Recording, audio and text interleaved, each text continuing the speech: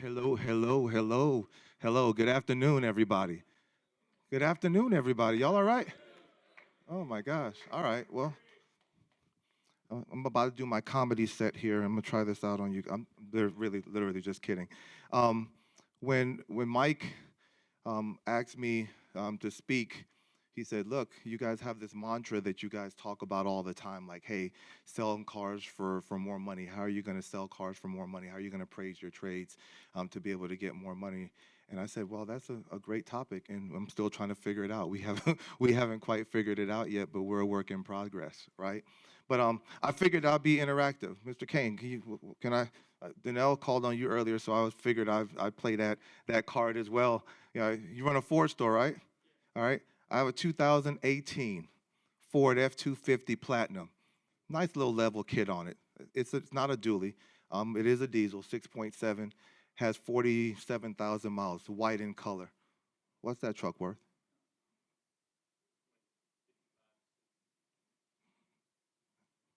You gonna, you're not gonna give me a penny perfect appraisal? You're gonna range me 55 to 60? No, you're right. Where's my Mazda guy at? Where's Mazda? I have my Mazda. There he is. I got a 2022 5560. Write that down for me, Jay. I got a 2022 Mazda CX-5. All right. Let me see what's special about this car. No, seriously, what's special about that car? Uh, these are just jokes. I just want to have fun.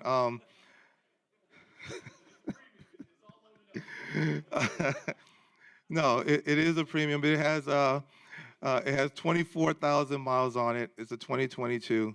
It is a premium, and uh, yeah, that's it. What's that car worth? You hey, get his number because we're heavy in that joint right there.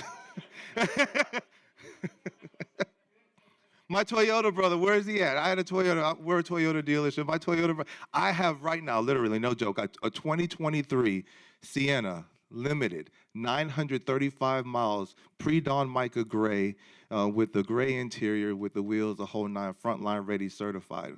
What you giving me for that car? What? 47. American? You know, you know how ain't no Siennas in the market. I'm going to another dealership. You crazy? No, seriously. And we have fun with this and we joke about this. At least that's my goal, is to bring a little bit of levity. But the reality is that for all of us in the room that are in the automotive space, that's what we do. For all of us that operate with a used car arm of our business, that's what we have to contend with. We have vehicles that people come to us as subject matter experts, and they tell us that they want us to buy their car, or they want us to buy their cars from them, right? And we tell them that we want to buy your car because I can't continue my used car operation without your vehicle. So there is supposed to be a symbiotic relationship between the trade that you're looking to acquire, the vehicle that you're looking to sell, and the customer's willingness to trade their vehicle to you because you need their vehicle in order to further your business. But if we're honest with ourselves and we're honest with each other, if I asked you all about the exact same car, and we had you write it down on a piece of paper, and I started off with the 2018 Ford Platinum diesel 6.7 non-dually pickup truck with 55,000 miles on it, that I probably would have got varying degrees of answers for a lot of different reasons. Appraisals, in a lot of cases, have an emotional aspect. The person that's putting the number on the car is using data, but they also have an emotional affinity either towards the car, or they have past experience with that vehicle and how that vehicle performed for them, or they have experience with that car not performing for them or losing money, which clouds their judgment. Or we just all feel that a vehicle is just worth something different because it, in a lot of ways, is a subjective matter. What a car is worth is a subjective thing that VINCUE is trying, with all the data that they collect and the way that they serve it to us, to allow us to objectify that data to be able to use it to benefit our business. And let's not forget we have markets. We have market variances. I'm in the Atlanta market. I came from the Tampa market. I started in the Orlando market. There are three of the toughest markets that you can be in to sell a car, particularly an import vehicle when you have 15 Toyota dealerships within a 50-mile radius, and they're just throwing them up like 7-Elevens to try and capture market share. So you have a lot of different factors that are at play there. So this is the problem that we had in our store. The problem in our store is that we actually suck. We suck. We and I can't believe I'm saying this, but I want to be candid. I think this room needs, a candid and very, very, very real conversation about where we're at. We are good on paper because we sell 600 and 650 cars. We're good on paper because we're CPOing and selling CPOs at a torrid pace. Number one in our market, number one in the Southeast, number 6 in the country. But we're not as good as we believe we are, and we don't believe our own press release because there's so many things that we don't do well that prohibit us from being able to get to numbers that Glenn would probably agree with me that our store has the capability to do. Because 650 cars should be 1,000 cars, but we're not as good as we think we are. And if we're all honest with ourselves in our business, in this room with each other, if we're going to grow from this space, I think it's incumbent upon all of us at this point to maybe be introspective and be like, hey, is my business really as good as I think that it is? Is it worse than I think that it is? Am I actually a little bit better than I think that I am, but I have some room for improvement? It's going to require some introspection. But why do I say we suck? Well, the first thing is we don't trade for enough vehicles. We don't. Our trade capture rate is somewhere around 32%. Yeah, Mazda, why are you looking at me like that? That was very disrespectful. The way that you just kicked your neck to the side at me. I already said, this is a self-deprecating conversation. I don't need your help to tell me that I suck. I already said. But yes, it's bad. Yeah, your head should have done, and everybody in the room's head should have looked at me like, ooh, like, what are you doing? Like, how are you doing it? How are you selling 300, 350 cars? How are you stocking 550 cars on average on your lot if you're only capturing 30% of the vehicles that are coming in on trade? And the reality is that we actually have to make different adjustments. We have to be really good at acquisition. And my acquisition lead that's sitting here with me, will acquire 150, 175 cars every month between him and his team out there from private party channels, whether we're making outbound or hounding on these inbound calls, and we have to go do that. But guess what? I'm going to be the one to speak the elephant in the room. I do what we don't want to do.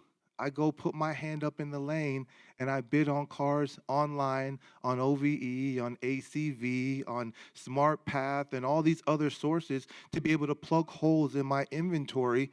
Why? Because I'm not getting the cars where I should be getting the vehicles from. Not that good. So problem number one, not trading for enough cars. Problem number two, I'm acquiring vehicles that I have to buy at a higher dollar amount above market because I'm paying for auction fees, I'm paying for transportation costs. And if you're buying a car from Manheim and you believe there's CRs, then there's something wrong with you because those cars never come the way that they represent them. So I'm also paying for Deal Shield, the best $150 to $300 ever spent to be able to have the car for 20 days and about 3 hours, because it's going to take me about the other 7 or 8 hours to get the car back to Manheim, Atlanta, so that they can go ahead and punt it. You get 21 days. Not the 21st day. You need to be out of it by about day number 19 or something, because they'll mess up and not scan the car back in or something, and you'll get stuck with it. Just joking. These are jokes. But but seriously, I take my pain and where we are, and I try to really appeal to you guys that the second problem is that I own these cars for a lot of money, right? More than the competition that I have in the market that is either trading for vehicles at a higher clip than me or they've made the decision that they don't want to go after volume, so they'll just rock based on the cars that they have, and they'll keep their $4,000 or $5,000 per copy because volume isn't their thing, gross is their thing, right? It just depends. You're competing against a lot of different factors. But if I were being honest with you, the number one factor that you're competing with is against yourself, against your philosophy, against your ideology, against your own belief system, and against knowing your business and knowing what you have to do in order to be successful. So what did we have to do to overcome?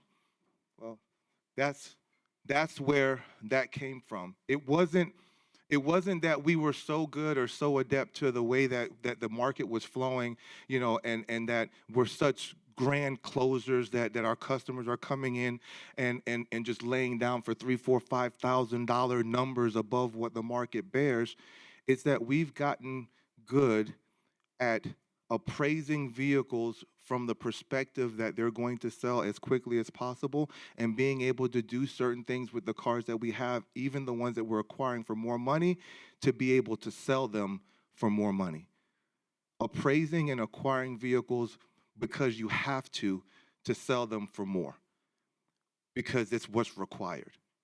And I want to give a disclaimer. Acquiring these vehicles and selling them for more doesn't mean that my gross profit goes up. All right, I'm selling them for more because I own them for more. You understand what I'm saying? If I buy the car for more money, I sell it for more money. They're commensurate. They actually go up together. But in selling them for more, we have now trained our staff on the vehicles that we take in on trade, that we can actually give our customers more money for their vehicles to acquire them on trade. And where we started at 32%, we climbed to 40%. We climbed to 40% trade capture rate, and that number is continuing to decline. So how do you sell the car for more? Well, you have to know your market, and you have to know what you have. I have a couple of examples. Right? So Lexus RX 350, it's a SUV. I may have 3 or 4 of them that I appraise, but I have the perfect unicorn. I have the pearl white one with the tan interior, with the sport package and with the sunroof on it, right? And I have the exact same car in Nebula Gray, with a red interior. Which car is worth more money? Well, you don't know that to be. Legitimately, the car that's worth more money is the one that actually has the more leads, the one that more people want to buy, the one that's scarcer, the one that actually gets the more traction. We have found in our market that people like white on tan. I know that in my market that a 4Runner that's orange or that is Lunar Rock will not stay on my lot for greater than 13 days, and I can sell that car still for $3,000 or $4,000 over MSRP. All right, I am the #1 retailer of Sequoias in the Southeast, and every one of them that I've bought for $15,000 over MSRP, because some of you Toyota dealerships in here are flipping them to me at a profit to you, and I'm owning these cars for a ton of money, but people want those cars. I can't not acquire them. I can't not, because I can't be the dealer that a customer wants to look at a car or wants to buy a car from, and that vehicle is not available. I can't be the person that puts on advertising, and spends $200,000 or $300,000 to give a message about a vehicle that a customer wants to come in and see, and it's not there. So what do I have to do? I have to find ways to sell that car for more. Come on now, this is interactive. I have to find ways to sell that car for what? For more money. I have to find ways to sell that car for more money. So my appeal to you would be to figure out what it is that's in your market that you're selling and that you're turning quickly. What are the cars that you're selling that you need to go back and restock or the kumquats that you have that you need to go and put back, in your inventory quickly, because when you sell it, somebody else wants that vehicle and you need to replenish it.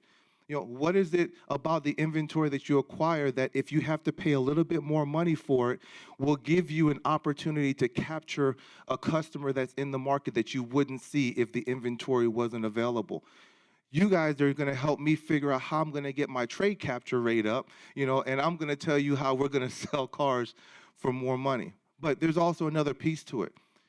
All right, what is your unique sales proposition? Because The acquisition of a vehicle that you want to sell for more only goes as far as your ability to offer your clients or people in your market something that they can't get somewhere else. What makes you unique in your market? What makes somebody want to buy a car from you? What causes you to be able to retain their business after you sold them a car? What gets the click? What gets the VDP? What gets the lead? What is it that you're doing that allows yourself to posture yourself to be able to have an opportunity to not only get the customer, but to put yourself in a position where after you've appraised it, because you need to have the car and because you're over market, you can still sell that vehicle for a little bit more money? Is it lifetime warranties, lifetime oil changes, lifetime car washes? We do all of that. You know what we do as well? We start in the appraisal process and backing out the cost of certifying every one of our cars in inventory. Toyota has a standard. That standard is 160 multi-point inspection that goes all the way down to the 4 tires matching, the car having 2 keys. Every one of you guys, manufacturers, has a very similar program. Can't have more dents and dings on a quarter panel beyond a certain size, so on and so forth. You have that program.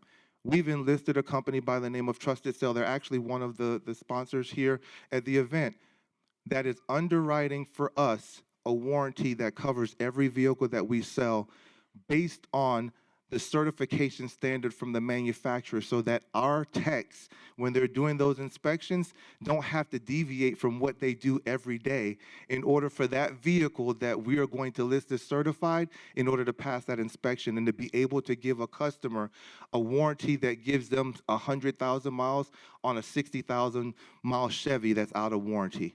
An 80,000 mile Honda that's out of warranty gets a 12-month, 12,000 mile warranty, and if that vehicle is still within the first 5 or 6 years of ownership, we'll get a warranty up to 100,000 miles on the powertrain. Finding ways to increase your value proposition to your customers so that you can sell your vehicles for more money is the way that we're actually going to have to pivot to in the market that we are starting to realize that we're living in. Because finding cars isn't going to get much easier, and there's still going to be people that are going to be willing to outbid you on the cars that you do find. Is anybody experiencing the same problem? Maybe you guys are the ones that are outbidding me, and maybe you guys are running me up in the lane. I'm not sure.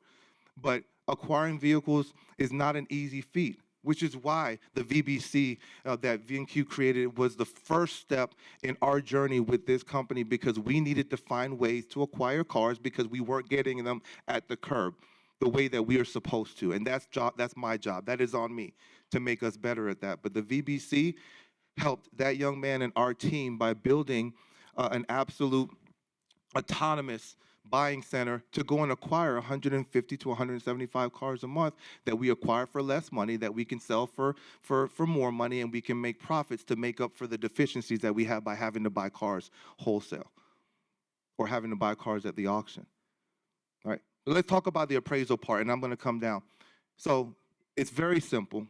All right, the market data that you get in your system will tell you exactly what the people around you are selling those cars for, right?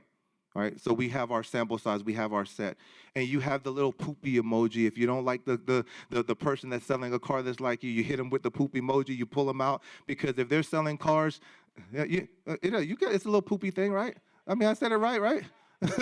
I mean, we got kids here, I ain't cussing. You know, we were talking about Jesus earlier. I'm trying to keep it like holy, all right? But you can actually remove people from your sample size that don't represent you and don't represent your clients or don't represent the cars that you like to sell. People that sell cars with branded titles, people that sell cars that have accents on the Carfax, whatever the case may be. You create your sample size, and it leaves you with a certain number of cars in the market that you're comparing the one that you're appraising to. What is the very first step in the appraisal? I don't know. Everybody has a different way. I'm not saying mine works because obviously I'm not capturing enough traits, right? But I am saying, on the other hand, that I am selling my cars at 107% of market. So could you imagine if I went and got 25% more trade capture? My gross would be phenomenal. So what do? I look at the market and I see what I can sell that car for. You start with what you can sell the car for because you know your unique sales proposition, you know your sales associates, you know your processes, and you know what you should be able to deliver to your customers. And you start with the end in mind. And then you figure out the rest. How much do I have to make? What does my reconditioning need to be? What are my packs if I have any on this vehicle that I want to account for? And then the value that you get for your trade is going to be based on where you're going to sell the car and all the other factors that have to be reduced from that.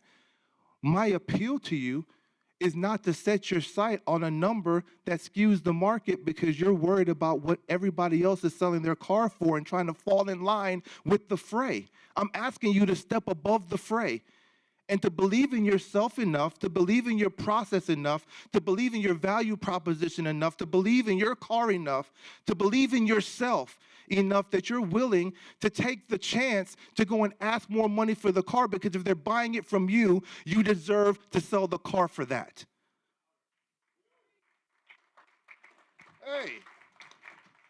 Hey. Y'all not going to send me to church. I'm just having fun. But you, you have to believe it. You have to believe it. The first step in the process is the belief system that you actually have the ability to do what it is that I'm telling you that you can do. To be able to ask more money for the car because you're giving more value than the people that you're competing with in your market.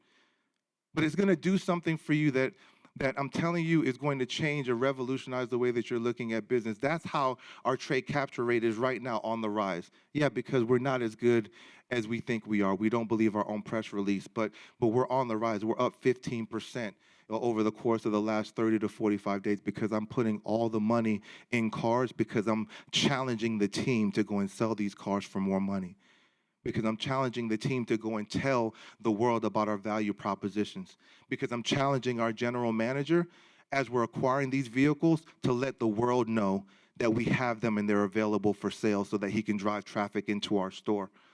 Because I'm challenging our finance department to go ahead and offer products of value. We don't jam, we don't pack, we offer products of values to customers so that we can generate additional income to justify the deals that we may have to take that are lean or margins that are compressed on the front side of a deal. And what we're doing is we're preparing for the inevitable. If you've been in the business before the last 3 or 4 years, what we're doing right now is what we've always done.